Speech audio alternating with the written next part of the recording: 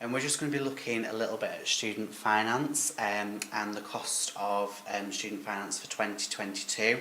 Obviously the figures that are quoted are subject to parliamentary approval and changes as well. So just to note that if you're going away and you're looking at this further after today's session. So we're going to be making sense of the government funding, so we're going to be looking at the tuition fee, we're going to be looking at the maintenance loans as well, we're going to be looking at funding that's available from the University of Cumbria, some top tips, useful websites and just how you can contact the money advice team if you need any further support or you have any further questions following today's session. So the tuition fee loans, the University of Cumbria will charge tuition fees of £9,250 for new full-time home undergraduates. Courses where there is an integrated foundation year will be charged £6,125 for year one, and then it will go up to £9,250 in subsequent years. Tuition fee loans are available for the maximum of £9,250 from Student Finance England, and they are paid directly to the university in instalments. So whether that's you coming to the University of Cumbria or you're applying elsewhere, that money will go directly to the university and not to you. Tuition fee loans are obviously repayable only after the student finishes or leaves their course and they're earning over the repayment threshold, which is currently set at £27,295 a year, and we'll cover a little bit more about the breakdown and what those repayments look like in terms of monthly repayments as we go through the session. So the maintenance loan, which is there to help support students with their living costs, circa 45% of this is not subject to household income. So there's a proportion of it that's dependent on your parent or guardian's household income or your partner's household income, and then there is a proportion that you will definitely get. And that's paid in 3 termly instalments. That's done to help support you budget your money throughout the 3 terms or the 3 semesters at university. So you normally get an instalment in September, you normally get one in January, and then you also get one just kind of after Easter. And it's different amounts are available to students who are eligible for benefits while they study as well, or are aged over 60, or in the final year of their course.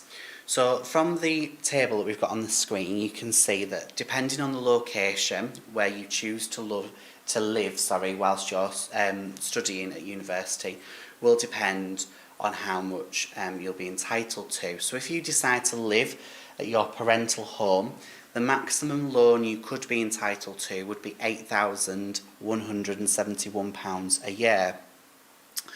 The non-income assessed part, so that's the bit that everybody can get, regardless of their household income, is just over £3,500. And obviously you can see if you chose to study elsewhere what that would look like. So say you lived in Manchester but you were coming to live at the University of Cumbria and study here, then that's the loan amount that you would be entitled to. If you decided to move away and go live in London and study in London, then obviously due to the cost of living in London being a little bit more expensive, then you get some more money available to you. And obviously you can see in the final column how much of that everybody would get regardless of their household income. So how much maintenance loan will you receive? So you can see there household income at 25,000 and under, you would be looking to receive the full amount. Obviously, as your household income increases, the cost of that, the cost of what you're entitled to decreases. So even at £60,000, you are still getting an element of the maintenance loan to help support with your living costs. There's extra support and means-tested support for students with children or dependent adults. So you've got the childcare grant, you've got the parents' learning allowance, and also the adult dependence grant. And then there's also support available for students who have a disability as well. And if that applies to you, then what I would recommend you do is you go to the Student Finance England website and you have a look at the information that they've got on there. You speak to them or contact our money advice team here at the university, who will be more than happy to help and support you with that. So how much can you receive? So there's a really useful student finance calculator on the government's website. It takes a few minutes to pop your details in and you can see how much you might be entitled to. Obviously don't take the information that comes back as kind of final and that's exactly what you will get, because it is dependent on Student Finance England doing the relevant checks and receiving the relevant documents, not just from yourself but also from your parents, guardians or partners as well, where household income is concerned.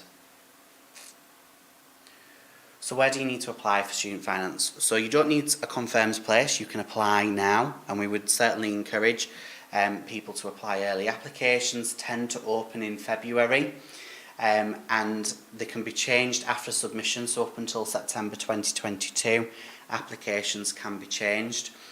The deadline for applying and making changes is normally 9 months after the start of the academic year.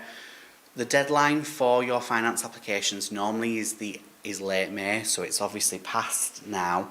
Student finance will continue to take applications after that point, but what happens is it means that you are delaying them, obviously checking documents. They'll need to see ID documents, they'll need to see financial documents from parents, guardians, or whoever you live with if household income is being taken into consideration.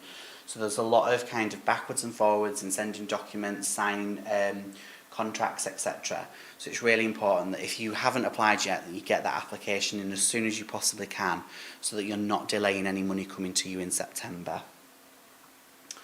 So you just apply through the government's website, so gov.uk/student finance, or if you just typed into Google student finance applications, it will come up for you, but that's where you need to apply.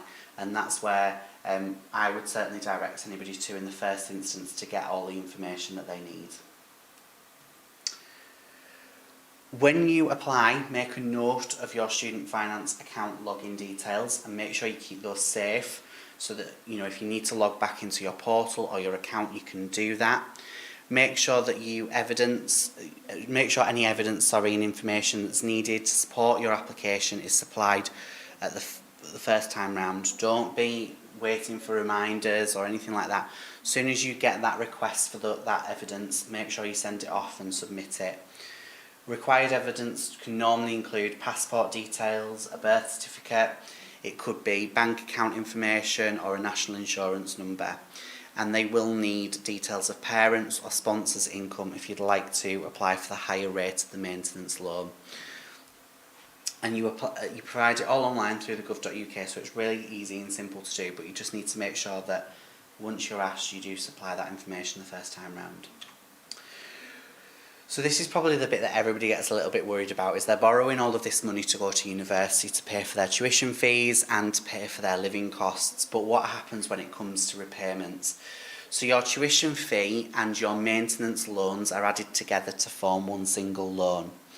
Your repayments are then 9% of your income over £27,295 a year.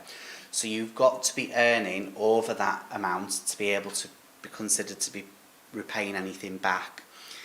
If for whatever reason your salary happened to fall below that threshold, your repayments would stop. So there wouldn't be anybody knocking on your door saying, "Excuse me, where's my student finance repayment this month?" It doesn't work like that. It's repayable from the April after graduation or leaving your course, so you get just short of a year before any of those repayments kick in. It's automatically deducted from your salary, just in the same way as national insurance and tax is done. After 30 years, whatever is left outstanding is written off and forgotten about, and nobody will ever mention it again. And it's really important to remember that your repayments are based on how much you earn, not how much you owe. So normally when students graduate and they finish university, they'll get a letter through the door from the student loans company stating how much finance they owe basically, and obviously got to bear in mind interest is added to those loans from the minute you take them out. And it's important when you get that piece of paper and you open that envelope and you look at it and you think, wow, that's a lot of money on there, that it's based on how much you're earning, not how much is written on that piece of paper. So when we think about repayments.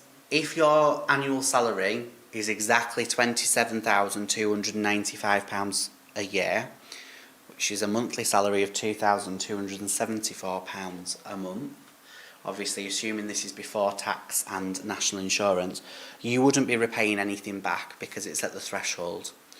If you then earn you got a different job, or you got a promotion, or your salary increased, and say it went to £29,500 a year, you'd be looking to pay £17 a month back, roughly, for your student finance. So you can see there that some of those figures on the screen, those monthly repayment figures on the screen, are actually less than probably the latest mobile phone contract that's out there on the high street. So it's done really to be really affordable for students, and this is applicable to England and Wales, and obviously again you can find more information about the repayment system on the government's website as well. We have some Cumbria bursary awards, so these are designed to support students with a household income of less than £25,000. There's a fixed number of full or part-time awards available, and it ranges between £500 to £1,000 a year. You don't need to apply, but you can check our website for eligibility and criteria. And when you're filling your finance application in through the government's website, you'll notice now that there's a box that's automatically ticked to say that you're willing to share your financial information with your chosen university.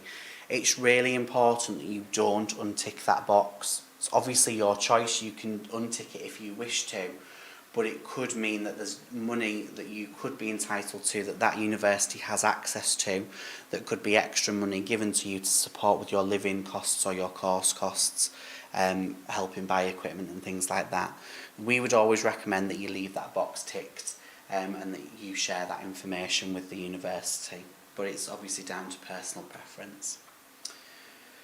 Student support funds, so a discretionary support fund for individuals in need. There's emergency loans for delayed funding, so if somebody's got experiencing delays with getting their funding, there are emergency loans available. Grants are means tested and non-repayable depending on circumstances, and the fund can help towards other supports which is not covered by the disabled students allowance, so things like dyslexia testing costs as well. But there's lots more information about our support funds on our website, so if you go to cumbria.ac.uk/support funds, you'll be able to find all of that information on there. So just some top tips. By all means, check what you're entitled to. Use the student finance calculator, then research accommodation that's available. Work out a budget, so do this on a weekly or monthly basis and try and stick to it. It's really hard to budget your money. I know when I was a student, I really didn't care about budgeting my money. It was great because I had all this money in my bank account, but actually things would have been a lot easier if I'd started budgeting from day one and stuck to it. Try and avoid credit and store cards where possible. Make sure you use a student bank account overdraft facility. Speak to your current bank, speak to other banks as well, because there's different incentives that they offer in terms of opening student bank accounts when it comes to going to university. Check out student discounts, so if you've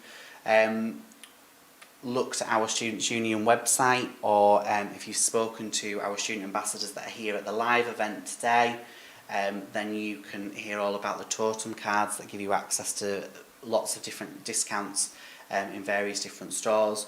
Try and buy second-hand books or make use of our library. Don't go out and buy every single book that's on your reading list when you get it. Try and wait, see if the second and third year students selling them on, second-hand prices, or wait till you get here to our library as well. Just buy the essential items maybe. Consider part-time work, so you could work for the marketing and student recruitment team, for instance, as a student ambassador. That's a part-time work that's done to be flexible around your course, but there are other roles within the university that you could get involved in, and obviously part-time work outside of the university as well. Check out the Money Saving Expert, so they've got the 60 tips to stretch your student loan, and just be doing that kind of research to help you budget and manage your money effectively whilst you're at university.